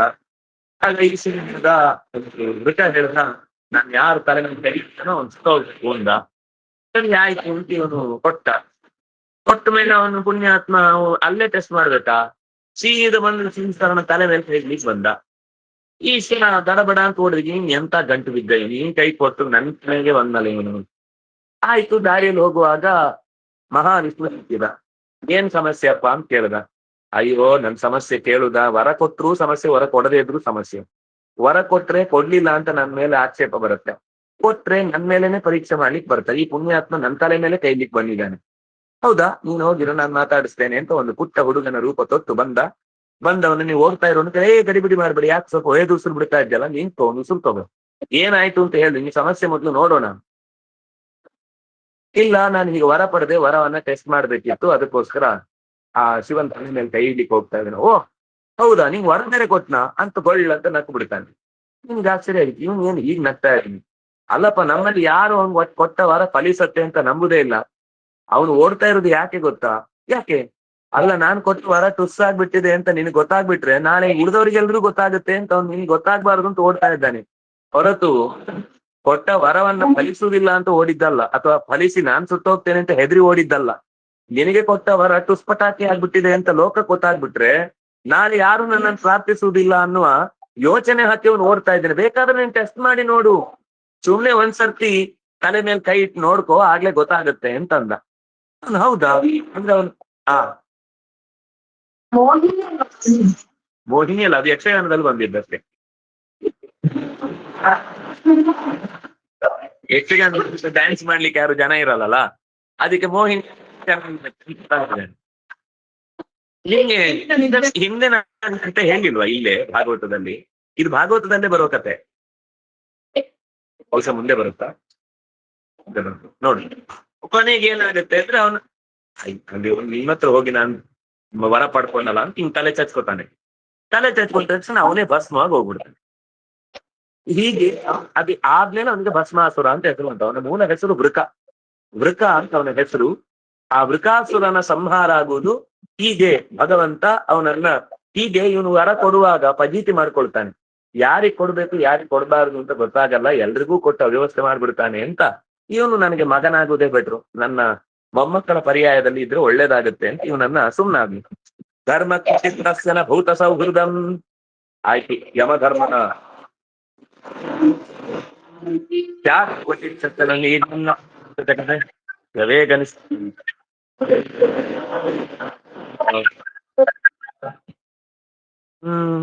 ಧರ್ಮ ಧರ್ಮ ಅವನ ಹೆಸರೇ ಧರ್ಮ. ಅವನಿರುವುದು ಧರ್ಮದಲ್ಲಿಯೇ. ಅದರಲ್ಲಿ ಸ್ವಲ್ಪವೂ ಕೂಡ ಯಮನಿಗೆ ಅಡ್ರೆಸ್ ತಪ್ಪುದು ಅಂತಿಲ್ಲ. ಯಾರನ್ನ ಕರ್ಕೊಂಡು ಹೋಗ್ಲಿಕ್ಕೆ ಬಂದು ಇನ್ಯಾರನ್ನು ಕರ್ಕೊಂಡು ಹೋಗುದು, ಅಯ್ಯೋ ಅಡ್ರೆಸ್ ತಪ್ಪಾಯ್ತು ಅಂತ ವಾಪಸ್ ಕಂಡ್ಬಿಡುದು ಎಲ್ಲ ಇಲ್ಲ. ಆದ್ರೆ ನ ಭೂತ ಸೌಹೃದಂ, ಸ್ವಲ್ಪನೂ ಕಕ್ಕುಲಾತಿ ಇಲ್ಲ. ಅವರ ಟೈಮ್ ಬಂತು ಅಂದಾಗ ಸ್ವಲ್ಪವೂ ಅವ್ರ ಮೇಲೆ ಕರುಣೆ ತೋರಿಸಲ್ಲ. ಅಂತಕನ ದೂತರಿಗೆ ಕಿಂಚಿತ್ತು ಭಯವಿಲ್ಲ. ಅವ್ರಿಗೆ ಸ್ವಲ್ಪವೂ ಈ ವಿಷಯದಲ್ಲಿ ಕರುಣೆ. ಇಷ್ಟು ನಿಷ್ಕರುಣೆಯಾದವರು ನನಗೆ ಯೋಗ್ಯ ಅಲ್ಲ. ನನಗೆ ಸ್ವಲ್ಪ ಮನಸ್ಸು ಹೃದಯ ಅದು ಹಗುರವಾಗಿರ್ಬೇಕು, ಪ್ರೀತಿಯುಕ್ತವಾಗಿರ್ಬೇಕು, ಎಲ್ಲರನ್ನು ಪ್ರೀತಿಸೋನಾಗಿರ್ಬೇಕು. ನಿಷ್ಕರುಣಿಯಾಗಿ ಟೈಮ್ ಬಂತು ಅದೆಲ್ಲ ನಂಗೆ ಗೊತ್ತಿಲ್ಲ ಬಾ ಅಂತ ಕುತ್ತಿಗೆ ಗುರುಳಾಕಿ ಎಳ್ಕೊಂಡು ಹೋಗೋನಾದ್ರೆ ಬೇಡಪ್ಪ ಅಂತ ಒಂದು ಸಹವಾಸ ಬೇಡ ಅಂತ ಲಕ್ಷ್ಮಿ ದೂರ ಇಡ್ತಾಳೆ. ತ್ಯಾಗ ಕ್ವಚಿತ್ ತಸ್ಯನ ಮುಕ್ತ ಕಾರಣಂ. ಇನ್ನು ಬಲಿ ಚಕ್ರವರ್ತಿ ಈ ಕಡೆಯಿಂದ ಅವನು ದೊಡ್ಡ ಹೆಗಲನ್ನ ಮೇಲೆ ಕೇರಿಸಿ ನೋಡ್ತಾ ಇದ್ದಾನೆ. ಈ ಬಲಿ ಚಕ್ರವರ್ತಿಯಲ್ಲಿ ತುಂಬಾ ದಾನ ಕೊಡುವ, ಆದ್ರೆ ಆ ದಾನ ಕೊಡುವ ಬುದ್ಧಿ ಇರುವುದು ಯಾಕೆ ಅಂದ್ರೆ ನನಗೆ ಇನ್ನೂ ಹೆಸರು ಬರ್ಲಿ ಅಂತ. ಅವನು ವಿಷ್ಣುವಿಗೂ ದಾನ ಕೊಡುವ ಪ್ರಸಂಗ ಬಂದಾಗ ಯಾಕೆ ಕೊಡ್ತಾನೆ ಅಂದ್ರೆ ದೇವರು ಕೂಡ ನನ್ನಲ್ಲಿ ದಾನ ಬೇಡಿದ ಅಂತ ಕೀರ್ತಿ ನನಗೆ ಬರ್ಲಿ ಅಂತ. ದಾನ ಕೊಡುವಾಗ ನನಗೆ ಇದರಿಂದೇನು ಪ್ರತಿಯಾದ ಲಾಭ ಇದೆ ಅಂತ ಮಾಡಿದ್ರೆ ಅದು ಆ ತ್ಯಾಗಕ್ಕೆ ಬೆಲೆ ಇಲ್ಲ. ಕರ್ಣ ತುಂಬಾ ದಾನಶೂರ. ಆದ್ರೂ ಆ ದಾನಕುಂಡಲ ಕವಚವನ್ನ ಕೊಡುವಾಗ ನನಗೆ ಅರ್ಜುನನನ್ನು ಎದುರಿಸ್ಲಿಕ್ಕೆ ಸತ್ಯಾಯುಧವನ್ನ ಕೊಡು ಅಂತ ಕೇಳ್ಕೊಳ್ತಾನೆ. ಹಾಗಾಗಿ ಅವನು ವ್ಯಾಪಾರ ಮಾಡಿದ ಹೊರತು ಅದು ದಾನ ಆಗ್ಲಿಲ್ಲ. ಆದ್ರೆ ವ್ಯಾಸರು ಬಾಯಿ ಬಿಟ್ಟು ಹೊಗಳುವಂತದ್ದು ಅಕ್ರೂರನನ್ನು. ಅಕ್ರೂರನ ಕೈಗೆ ದಿನಕ್ಕೆ 10 ತೊಲೆ ಬಂಗಾರ ಸಿಕ್ಕಿದ್ರು ಒಂದೇ ಒಂದು ಸಣ್ಣ ಕಣವನ್ನು ಕೂಡ ತನ್ನ ದಿನನಿತ್ಯದ ಬಳಕೆಗಾಗ್ಲಿ ಅಥವಾ ತನ್ನ ಪರಿವಾರಕ್ಕಾಗ್ಲಿ ಅದನ್ನು ಬಳಸಲಿಲ್ಲ, ಎಲ್ಲವನ್ನೂ ದಾನ ಮಾಡಿದ್ದ. ಹಾಗಾಗಿ ದಾನಶೂರ, ದಾನಪತಿ ಅಂತ ಅದು ಕರ್ಣನಿಗೂ ಕರೀತಾನೆ. ಕರ್ಣನ ಕರೆಯದೆ ಏನೂ ಕೆಲಸ ಮಾಡಿದವನಿಗೆ ಆ ಹೆಸರು ಬಂದಿಲ್ಲ. ಆದ್ರೂ ಆ ದಾನದಲ್ಲಿರುವ ಒಂದು ಸಣ್ಣ ಎಳೆ ಅದು ಬಲಿಯಲ್ಲಿ ಇಲ್ಲ. ಆದ್ರಿಂದಾಗಿ ಮುಕ್ತಿ ಕಾರಣಂನ, ಆ ತ್ಯಾಗ ಅನ್ನೋದು ಮುಕ್ತಿಗೆ ಕಾರಣ ಅಲ್ಲ, ನನಗೆ ಹೆಸರು ಬರಬೇಕು ಅಂತ ಅವನ ಉದ್ದೇಶ. ಆದ್ರಿಂದಾಗಿ ನನಗೆ ಈ ಬಲಿ ಎಷ್ಟು ಹೆಗಲೇ ಇರಿಸಿ ಬೇಡ, ಅವನ ನಾನು ಮದುವೆ ಆಗಲ್ಲ. ವೀರ್ಯಂ ನಪುಂಸೋತ್ಯಜರೇಗ ನಿಸ್ಕೃತಂ.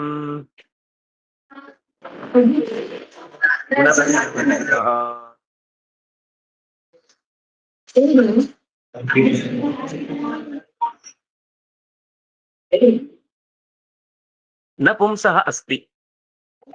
ಈ ವ್ಯಕ್ತಿಗಳಲ್ಲಿ ಅತ್ಯಂತ ಗುಣತ್ರಯಗಳ ಪ್ರಭಾವವನ್ನು ಮೀರುವ ಹುಟ್ಟುವ ಅಥವಾ ಕಾಮ ಕ್ರೋಧಗಳನ್ನ ಮೀರುವಂತಹ ಸಂಘದ ದೋಷ ಇಲ್ಲದೆ ಇರುವಂತಹ ವ್ಯಕ್ತಿ ನನಗೆ ಯಾರು ಸಿಗ್ತಾ ಇಲ್ಲ. ಒಬ್ಬನೇ ಗುರುಸಂಗ ವರ್ಜಿತ ನಹಿ ನಹಿ ದ್ವಿತೀಯ. ಇಂಥ ಅಂದ್ರೆ ಇದು ನಹಿ ದ್ವಿತೀಯ ಅಂದ್ರೆ ಏಕಮೇವ ದ್ವಿತೀಯಂ ಅನ್ನೋದಕ್ಕೆ ಅರ್ಥ ಏನು ಅಂತಂದ್ರೆ ಇಂತಹ ಇನ್ನೊಬ್ಬ ವ್ಯಕ್ತಿ ಜಗತ್ತಿನಲ್ಲಿಲ್ಲ. ನೀವು ಎತ್ತನ್ನ ಉಳ್ಳಿಕ್ಕೆ ಕರ್ಕೊಂಡು ಹೋಗುವಾಗ ಒಂದ್ ಎತ್ತಿಗೆ ಏನಾದ್ರೂ ತೊಂದರೆ ಆಯ್ತು ಅಂದ್ರೆ ಆಗ ಹೇಳುದೇನು? ದ್ವಿತೀಯೋ ಅನ್ವೇಷ್ಟವ್ಯ, ದ್ವಿತೀಯೋ ಮಹಿಷಃ ಅನ್ವೇಷ್ಟವ್ಯ. ದ್ವಿತೀಯ ಅಂದ್ರೆ ಇದಕ್ಕೆ ಸಮನಾದ. ದ್ವಿತೀಯ ಅಂದ್ರೆ ನಾನು ನಿಮ್ಗೆ ದ್ವಿತೀಯೋ ಮಹಿಷ ಅಂತ ಶಬ್ದ ಬಿಡಿಸಿ ಹೇಳಿದೆ. ಇಲ್ಲಾಂದ್ರೆ ಅಲ್ಲಿ ಹೇಳುದು ದ್ವಿತೀಯೋ ಅನ್ವೇಷ. ಇದಕ್ಕೊಂದು ಎರಡನೇದು ಹುಡುಕ್ಬೇಕು ಅಂತಂದ್ರೆ ಆ ಎತ್ತಿಗೆ ಪಕ್ಕದಲ್ಲಿ ಕತ್ತೆ ಅಂತ ತರುದಲ್ಲ, ಅಥವಾ ಎತ್ತಿಗೆ ಕುದುರೆ ಅಂತ ಇಡುದಲ್ಲ. ಆ ಎತ್ತಿನ ಅದು ಕೂಡ ಮರಿ ತಂದುದಲ್ಲ. ಎತ್ತೆ ಒಂದು ಸಣ್ಣ ನೀರಿನೊಂದು ಓರೆ ಹಾಕ್ಬಿಟ್ಟಿದೆ, ಮರಿ ತಂದು ಬಿಡಿ ಅಂತ ಹೇಳಿ ತಂದ್ರೆ ಆಗುತ್ತಾ? ದ್ವಿತೀಯ ಅಂದ್ರೆ ಇದಕ್ಕೆ ಸಮನಾದ ಇನ್ನೊಂದು ಅಂತ ಅರ್ಥ. ಇದು ಎಷ್ಟು ಎತ್ತರ ಇದೆ, ನೊಗ ಇಡಬೇಕಾದ್ರೆ ಎರಡಕ್ಕೂ ನೊಗ ಸಮವಾಗಿರ್ಬೇಕು, ಆಗ ಮಾತ್ರ ಉಳುವುದಕ್ಕೆ ಚೆನ್ನಾಗಿರುತ್ತೆ. ಅಥವಾ ಈ ಆ ಎತ್ತಿನ ಬಂಡಿಯನ್ನ ಕರ್ಕೊಂಡು ಹೋಗ್ಲಿಕ್ಕೆ ಚೆನ್ನಾಗಿರುತ್ತೆ. ಒಂದು ಚಿಕ್ಕದು ಒಂದು ದೊಡ್ಡದು ಇಟ್ಟು ನೀವು ಅಕಸ್ಮಾತ್ ಗಾಡಿಯಲ್ಲಿ ಹೋಗಿ ಉರುಳು ಸೇವೆ ಆಗ್ತಾನೆ ಇರುತ್ತೆ ಒಳಗೆ. ನಿಮ್ಗೆ ಕೂತವರು ಆ ಕಡೆ ಈ ಕಡೆಗೆಲ್ಲ ಬಡದು ಬಿಡುದು ತಲೆಯೆಲ್ಲ ಇನ್ನು ದೊಡ್ಡ ದೊಡ್ಡದಾಗಿ ಹೊರಗೆ ಬರುವಾಗ ಹೊಸಬ್ರು ಅಂತ ಪ್ರೀತಿಗಳೇ ಪರಿಚಯ ಆಗ್ಬಾರ್ದು. ಆದ್ರಿಂದ ದ್ವಿತೀಯ ಅನ್ವೇಷ್ಟವ್ಯ ಅಂದ್ರೆ ಸಮನಾದ ಎರಡನೆಯದ್ದು ಬೇಕು ಅಂತ. ಹಾಗಾಗಿ ಲಕ್ಷ್ಮಿ ಹೇಳ್ತಾಳೆ, ನಹಿ ದ್ವಿತೀಯ, ಅದ್ವಿತೀಯ, ನನಗೆ ಇವನಿಗೆ ಸಮನಾದ ಇನ್ನೊಬ್ಬ ವ್ಯಕ್ತಿ ಇಲ್ಲ, ಯಾಕೆಂದ್ರೆ ಇವನು ಅದ್ವಿತೀಯ. ಇಂತಹ ಅದ್ವಿತೀಯನಾದ ಗುಣಸಂಗ ವರ್ಜಿತನಾದ ಮತ್ತೊಬ್ಬ ವ್ಯಕ್ತಿ ನನಗೆ ಈ ಜನಗಳ ಮಧ್ಯದಲ್ಲಿ ಈ ಎಲ್ಲ ಹೇಳಿ ಆಯ್ತು. ಯಾರು ಸಿದ್ಧರು, ಚಾರಣರು, ಸುರರು, ಗಂಧರ್ವರು, ಯಕ್ಷರು, ರಾಕ್ಷಸರು, ಇವರೆಲ್ಲದರಲ್ಲೂ ನಾನು ಹುಡುಕಿ ಆಯ್ತು. ಇವ್ರು ಯಾರಲ್ಲೂ ಕೂಡ ಇಂಥ ಗುಣಸಂಗ ವರ್ಜಿತನಾದ ಅದ್ವಿತೀಯನಾದ ವ್ಯಕ್ತಿ ಇಲ್ಲ.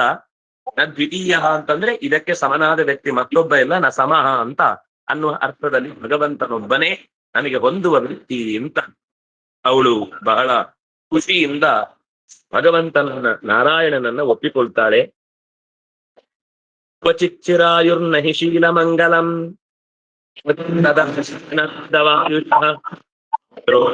ಪುತ್ರನ ಮಂಗಲ ಕಾಂಕ್ಷತೆ.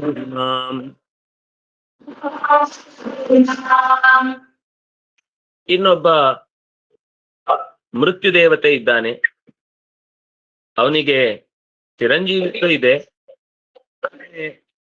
ಒಂದು ಜನರನ್ನು ಒಟ್ಟು ಮಾಡುವ ಸ್ವಭಾವ ಇಲ್ಲ ಅವನಿಗೆ. ಎಲ್ಲರೂ ಅಳುವ ಹಾಗೆ ಮಾಡ್ತಾ ಇರ್ತಾನೆ. ಅಂದ್ರೆ ಯಮ ನರಕದಲ್ಲಿ ಶಿಕ್ಷೆ ಕೊಡುವವನು ಅನ್ನೋದ್ರಿಂದ, ನಾನು ಈ ಮೃತ್ಯು ಬೇರೆ ಅಂದ್ರೆ ಕರ್ಕೊಂಡು ಮೃತ್ಯು ಅಲ್ಲಿ ಬಂದ್ಮೇಲೆ ಲೆಜ್ಜರ್ ನೋಡಿ ಪಾಪ ಪುಣ್ಯಗಳ ಲೆಕ್ಕಾಚಾರ ಮಾಡಿಸಿ ಇವನನ್ನು ಈ ಬಾಗಿಲಿಂದ ಕಳಿಸಿ, ಇವನನ್ನು ಈ ಬಾಗಿಲಿಂದ ಕಳಿಸಿ ಅಂತ ವಿಭಾಗ ಮಾಡುವಂತಹ ಯಮಧರ್ಮ ಬೇರೆ. ಮೃತ್ಯು ಅನ್ನೋದು ಯಮನಿಗೆ ಒಬ್ಬ ಅಸಿಸ್ಟೆಂಟ್, ಅವನ ಹೆಸರು ಮೃತ್ಯು ಅಂತಾನೆ. ಅವನ ಅಸಿಸ್ಟೆಂಟ್ಗಳು ಇನ್ನೂ 1000 ಜನ ಇದ್ದಾರೆ, ಅಸಿಸ್ಟೆಂಟ್ಗಳು. ಅವರೆಲ್ಲ ದೊಡ್ಡ ಪಡೆ, ಅವರು ಸಿಕ್ಕಾಪಟ್ಟೆ ದೊಡ್ಡ ಗುಂಪು. ಅವರು ಶಿವನ ಗಣದ ಹಾಗೆ ಯಮನಿಗೂ ಕೂಡ ಕಾಲಗಣಗಳಿದ್ದಾರೆ. ಅವರೆಲ್ಲ ಬೇರೆ ಬೇರೆ ಕಡೆ, ಇಲ್ಲ ಅಂದ್ರೆ ಒಂದೇ ಸರ್ತಿಗೆ ಒಂದು ದೊಡ್ಡ ಹಡಗು ಮುಳುಗಿದಾಗ 400 ಜನರನ್ನ ಎತ್ತಾಕೊಂಡ್ಬರುದು ಹೇಗೆ? ಆಗ ಅವರು 400 ಜನಕ್ಕೆ 800 ಜನ ಒಬ್ಬೊಬ್ರು ಹಿಡ್ಕೊಂಡು ಬರ್ತಾರೆ ಒಂದೇ ಸರ್ತಿಗೆ. ಅಂದ್ರೆ ಅಷ್ಟೋ ಕಡೆಗೆ ಬಂದು ಬೇಕಾದಂತಹ ಕೆಲಸವನ್ನು ಮಾಡ್ಲಿಕ್ಕೆ ಇರ್ತಾರೆ. ಇವನಲ್ಲಿ ಚಿರಾಯು ಬಹಳ ದೀರ್ಘಕಾಲ ಬಾಳ್ತಾನೆ, ಆದ್ರೆ ನೈಹಿಕ ಮಂಗಳಂ, ಇವನ ಗುಣ ಬಂಧುಗಳನ್ನ ಬಿಡಿಸುವುದು ಹೊರತು ಒಟ್ಟು ಮಾಡುವ ಸ್ವಭಾವ ಇಲ್ಲ ಇವನಿಗೆ. ಎಲ್ಲರ ಕಣ್ಣಲ್ಲೂ ನೀರು ತರಿಸ್ತಾನೆ. ಅವ್ರಿಗೆ ಅತ್ಯಂತ ಹತ್ತಿರದವರು, ನಿನ್ನೆ ತನಕ ಇದ್ಯಲ್ಲಪ್ಪ ಇವತ್ ಯಾಕೆಲ್ಲೋದಿ ಅಂತ ಬಬ್ಬೆ ಹೊಡಿಯುವ ಹಾಗೆ ಮಾಡ್ತಾನೆ. ಆದ್ರಿಂದ ಅವನ ಬಗ್ಗೆ ನನಗೆ ಯಾಕೋ ಅಷ್ಟು ಆಸಕ್ತಿ ಬರ್ತಾ ಇಲ್ಲ. ಅಷ್ಟೇ ಇಲ್ಲ, ಮನ್ಮಥ ಮುಂದೆ ಅವನು ಒಬ್ಬ ಇದ್ದಾನೆ, ಆದ್ರೆ ಮಂಗಳ ಮಾಡ್ತಾನೆ, ಆದ್ರೆ ಅವನಿಗೆ ಆಯುಷ್ಯವೇ ಇಲ್ಲ, ಅವನ ದೇಹನೇ ಕಳ್ಕೊಂಡ್ಬಿಡ್ತಾನೆ. ಈ ರುದ್ರದೇವರ ಎದುರುಗಡೆ ಸಿಕ್ಕಿ ಸುಟ್ಟು ಭಸ್ಮವಾಗಿ ಅನಂಗನಾಗಿ ಹೋಗ್ತಾನೆ, ದೇಹವೇ ಇಲ್ಲ ಅವನಿಗೆ. ಅವನನ್ನು ಕರ್ಕೊಂಡು ಏನ್ ಮಾಡುದು? ಎಲ್ಲಿದ್ದಿ ಅಂತ ಹೇಳಿದ್ರೆ ತಲೆ ಮೇಲೆ ಕೂತಿರ್ತಾನೆ. ಆಗ ನೀನು ಎಲ್ಲಿ ಅಪ್ಪ ನೋಡುದು ಅಂತಂದ್ರೆ ನನ್ನ ತಲೆ ಎತ್ತು ಅಂದ್ರೆ ತಲೆಯಿಂದ ಕೆಳಗೆ ಬಿದ್ದಿರ್ತಾನೆ ಹಿಂಭಾಗಕ್ಕೆ, ಸಿಗುದಿಲ್ಲ. ಹಾಗಾಗಿ ನಿರ್ದಿಷ್ಟವಾದ ಆಯುಷ್ಯ ಅವನಿಗಿಲ್ಲ, ಶರೀರ ಇಲ್ಲ. ಆದ್ರಿಂದಾಗಿ ಮನ್ಮಥನು ಕೂಡ ನನಗೆ ಯತ್ರೋಭಯಂ ಕುತ್ರನ ಸೋಪ್ಯ ಮಂಗಲ. ಇನ್ನು ಚಂದ್ರನನ್ನ ಯೋಚನೆ ಮಾಡೋಣ ಅಂತಂದ್ರೆ, ಈ ಚಂದ್ರ ಅಮಂಗಲ ಒಂದು ತಪ್ಪು ಮಾಡಿದ್ದ. ಏನು ಅಂದ್ರೆ ತನ್ನ ಗುರುಗಳಾದ ಬೃಹಸ್ಪತ್ಯಾಚಾರ್ಯರ ಮಡದಿಯಾದ ತಾರೆಯನ್ನೇ ಬಯಸಿ ಹೋದವನಾಗಿದ್ದ ತಲ್ಪಗ ಏನು. ಹಾಗಾಗಿ ಅವನು ಬೇಡ ಅಂತ ಅವನ ಅಮಂಗಳ ಕಾರ್ಯವನ್ನ ನೆನೆಸಿ ಅವಳು ಬೇಡ ಅಂತಾಳೆ. ಸುಮಂಗಲ ಕಶ್ಚನ ಕಾಂಕ್ಷತೆ ಹಿಮಾಂ, ಇನ್ನೊಬ್ಬ ಪಾಪರಹಿತನಾದ ಮಂಗಳನಾದ ವ್ಯಕ್ತಿ ಇದ್ದಾನೆ, ಇಂದ್ರ ಅಂತ ಅವನ ಹೆಸರು. ಇಲ್ಲೆಲ್ಲ ಅವರ ಗುಣಲಿಂಗಗಳನ್ನು ಮಾತ್ರ ಹೇಳ್ತಾ ಇದ್ದಾರೆ. ಅದನ್ನ ನಾವು ಊಹಿಸ್ಬೇಕಲ್ಲಿ ಆ ಪದಗಳಿಂದ. ಅಲ್ಲಿ ಶಬ್ದ ಇಲ್ಲ, ಹಿಂದೆಲ್ಲ ಶಬ್ದಗಳು ಬಂತು, ಇಲ್ಲಿ ಚಿರಾಯು ಶಬ್ದ ಬಂತು. ಹಾಗೆ ಆ ಆಯುಷ್ಯ ಆಯುಷ ಅಂತ ಅನ್ನೋದು ನವೇದ್ಯಂ ಆಯುಷ, ಇವನ್ ಆಯುಷ್ಯ ಎಷ್ಟು ಗೊತ್ತಿಲ್ಲ, ಶರೀರ ಇದೆ ಅಂತ ಗೊತ್ತಾಗಲ್ಲ ಅಂದ್ರೆ ಅದು ಮನ್ಮಥ ಅಂತ ಅರ್ಥ. ಇನ್ನು ಎರಡೂ ಇದೆ, ಆದ್ರೆ ಅವನು ಕೂಡ ಅಮಂಗಳನೇ ಆಗಿದ್ದಾನೆ ಅಂತ ನಮಗೆ ಚಂದ್ರನ ಬಗ್ಗೆ ಹೇಳಿದ್ದು. ಅಂದ್ರೆ ತಂಪಿದ್ದಾನೆ, ಜೊತೆಗೆ ದೀರ್ಘ ಆಯುಷ್ಯನ್ನು ಹೊಂದಿದ್ದಾನೆ, ಆದ್ರೆ ತಪ್ಪು ಮಾಡಿದ್ದಾನೆ. ಕೊನೆಗೆ ಸುಮಂಗಲ, ಅತ್ಯಂತ ಮಂಗಳಮಯ ಅವನು ಇಂದ್ರ. ಆದ್ರೆ ಅವನನ್ನ ಸ್ವೀಕರಿಸುವುದು ಕಷ್ಟ. ಏನು ಅಂತಂದ್ರೆ ಅವನ ಹತ್ರ ಬ್ಯಾಂಕ್ ಅಕೌಂಟ್ ಯಾವಾಗ ಖಾಲಿ ಆಗತ್ತೆ ಗೊತ್ತಾಗಲ್ಲ. ಮತ್ತೆ ಒಂದು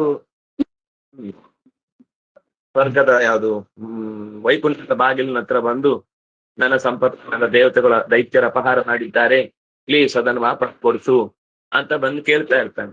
ಪರಮ ಐಶ್ವರ್ಯ ಅರ್ಥ ಇಂದ್ರ ಶಬ್ದಕ್ಕೆ. ಆದ್ರೆ ಅದು ಕೂಡ ಕೆಲವೊಂದು ಸರ್ತಿ ಅವನ ಕೈಯಿಂದ ತಪ್ಪಿ ಹೋಗುತ್ತೆ. ಅಡ್ರೆಸ್ ಮಿಸ್ ಆಗಿ ಯಾರ್ದೋ ಕಡೆಗೆ ಪೋಸ್ಟ್ ಹೋಗಿ ಮತ್ತೆ ವಾಪಸ್ ತರಿಸ್ಲಿಕ್ಕೆ ಪೋಸ್ಟ್ ಆಫೀಸ್ ಅಲಿಬೇಕಾಗುತ್ತೆ. ಆದ್ರಿಂದಾಗಿ ಇವನಿಗೆ ಐಶ್ವರ್ಯ ಅನ್ನೋದು ಯಾವಾಗ್ಲೂ ಅವನ ಹಿಡಿತದಲ್ಲಿ. ಐಶ್ವರ್ಯ ಶಬ್ದಕ್ಕೆ ಏನರ್ಥ ಗೊತ್ತಾ? ಹಿಡಿತ ಅರ್ಥ. ನಾವು ಐಶ್ವರ್ಯ ಅಂದ್ರೆ ದುಡ್ಡು ಅಂತ ಅನ್ಕೊಂಡಿದೀವಿ. ಐಶ್ವರ್ಯ ಅಂದ್ರೆ ದುಡ್ಡಲ್ಲ, ಐಶ್ವರ್ಯ ಅಂದ್ರೆ ಈಶ್ವರ ಭಾವ. ಈಶ್ವರ ಅಂದ್ರೆ ಏನು? ಈಶ ಸಾಮರ್ಥ್ಯ ಅಂತ ಅರ್ಥ. ಒಂದನ್ನು ಹಿಡಿತದಲ್ಲಿ ಇಟ್ಟುಕೊಳ್ಳುವ ಸಾಮರ್ಥ್ಯವನ್ನ ಈಶ್ವರ ಶಬ್ದ ಹೇಳುದು. ಆ ಈಶ್ವರದ ಭಾವ ಐಶ್ವರ್ಯ. ನಮ್ಗೆ ಅದು ಗೊತ್ತೇ ಇಲ್ಲ. ಐಶ್ವರ್ಯ ನಿಮ್ಗೆ ಎಲ್ಲೋ ಸಕಲ ಐಶ್ವರ್ಯಗಳನ್ನು ಈ ಭಗವಂತನು ಪ್ರದಾನ ಮಾಡಲಿ ಅಂತ ಎಲ್ರು ಆಶೀರ್ವಾದ ಮಾಡ್ತಿರ್ತಾರ. ಈಗ ಕೊನೆಗೆ ಹೇಳುದು ನಮ್ಗೆ ಐಶ್ವರ್ಯನೇ ಬರ್ಲಿಲ್ಲ, ಆಶೀರ್ವಾದ ಮಾಡಿದ್ರು ಅಂತ. ಆದ್ರೆ ಅವ್ರು ಹೇಳಿದ ಐಶ್ವರ್ಯ ಅನುಗ್ರಹ ಆಗಿದ್ದೇನು ಅಂದ್ರೆ ಅವನಿಗೆ ಮನೆಯಲ್ಲಿ ಎಲ್ಲರ ಬಗ್ಗೆನೂ ಒಂದು ಹೋಲ್ಡ್ ಇರುತ್ತೆ. ಅವನಿಗೆ ಅದು ಐಶ್ವರ್ಯ ಅಂತ ಯಾವತ್ತೂ ಅನ್ಸಲ್ಲ. ದೇವ್ರನ್ನ ಬೈಕೊಂತ ಇರ್ತಾನೆ, ಏನ್ ಮರ ನೀನ್ ಐಶ್ವರ್ಯ ಕೊಡ್ತೀನಿ ಅಂತ ಕೊಡ್ಲೇ ಇಲ್ಲ. ದೇವ್ರಿಗೆ ಅನ್ಸುತ್ತೆ ನಾನು ಇಷ್ಟೆಲ್ಲ ಕೊಟ್ಟ ಮೇಲೆ ಇವನು ಕೊಡ್ಲಿಲ್ಲ ಅಂತ ಹೇಳ್ತಿಲ್ಲ, ಬಯಸ್ಕೊ ಹೆಂಡತಿ ಮಕ್ಳ ಅಂತ ಬಿಟ್ಟು ಹೋಗ್ತಾನೆ. ಆಮೇಲೆ ಬಿಡಿ, ಪಟ ಪಟ ಪಟ ಪಟ ಎಲ್ಲದಕ್ಕೂ ಎಲ್ಲರ ಹತ್ರನು ಅನ್ಸ್ಕೊಳ್ಳೋದೇ ಕಾರ್ಯಕ್ರಮ ಆಗೋಗ್ಬಿಟ್ಟು ಆಮೇಲೆ ಅಂತಾನೆ ದುಡ್ಡು ಇಲ್ಲ, ಮುಖಕ್ಕೆ ಮಂಗಳಾರತಿನೂ ದಿನ ಮಾಡ್ಕೋಬೇಕು, ಏನಿರ್ತತೆ ನನ್ನ ಜೀವನ ಅಂತ ಬೈಕೋತಾ ಇರ್ತಾನೆ. ಆದ್ರೆ ಐಶ್ವರ್ಯ ಅನ್ನೋ ಶಬ್ದದ ಅರ್ಥ ಗೊತ್ತಾದ್ರೆ ಅದು ವಸ್ತುತಃ ದುಡ್ಡಿನ ಮೇಲೂ ದುಡ್ಡಿರುವುದು ಅಲ್ಲ, ದುಡ್ಡಿನ ಮೇಲೆ ಹೋಲ್ಡ್ ಇರುವುದು. ಇರುವ 50 ರೂಪಾಯಿಯನ್ನ ಮನೆಯ ವ್ಯವಸ್ಥೆಗೆ ಎಲ್ಲದಕ್ಕೂ ಅನುಕೂಲವಾಗುವಂತೆ ಯೋಜನೆ ಮಾಡ್ಲಿಕ್ಕೆ ಬಂದ್ರೆ ಅದು ಐಶ್ವರ್ಯ. 50 ರೂಪಾಯಿ ಇದ್ದು ಕೂಡ ಒಂದೇ ಸೆಕೆಂಡ್ ಅಲ್ಲಿ ಕಳ್ಕೊಂಡ್ ಬಿಟ್ಟ ಅಂದ್ರೆ ಅದು ಅನೈಶ್ವರ್ಯ. ಜೂಜಲ್ ಕಳ್ಕೊಂಡ ಅಂತ ಇಟ್ಕೊಳ್ಳಿ, ಐಶ್ವರ್ಯ ಇದ್ದೇನು ಉಪಯೋಗ? ಅಂದ್ರೆ ಸಂಪತ್ತು ಬಂದೇನು ಉಪಯೋಗ? ಅದನ್ನು ಹಿಡಿತದಲ್ಲೇ ಇಲ್ಲ, ಅವನ ಕೈಯಲ್ಲಿ ನಿರ್ಧರಿಸುವ ಶಕ್ತಿ ಇಲ್ಲ ಅಂತ ಆದ್ರೆ ಅದು ವ್ಯರ್ಥ. ಹಾಗಾಗಿ ಈ ಲಕ್ಷ್ಮಿ ಯೋಚನೆ ಮಾಡ್ತಾಳೆ, ಇವ್ರು ಯಾರು ಕೂಡ ನನಗೆ ವರಣೆಗೆ ಮುಖ್ಯವಾದವರಲ್ಲ. ಇಷ್ಟು ಅವಳ ಯೋಚನೆ. ಶುಕಾಚಾರ್ಯರು ಕೊನೆಗೆ ಹಾಗಾದ್ರೆ ಯಾರನ್ನು ಅವಳು ಆಶ್ರಯಿಸಿದಳು ಅಂತ ಮುಂದಿನ ಭಾಗದಲ್ಲಿ ಹೇಳ್ತಾರೆ. ನಾಳೆ ಮತ್ತೆ ಅದರ ಚಿಂತನೆಯನ್ನು ಮುಂದುವರೆದ ಚಿಂತನೆಯನ್ನು ಸಂಧಾನ ಅಂತ ಹೇಳ್ತಾ, ಕಾಯೇನ ವಾಚ ಮನಸೇಂದ್ರಿಯೈರ್ವಾ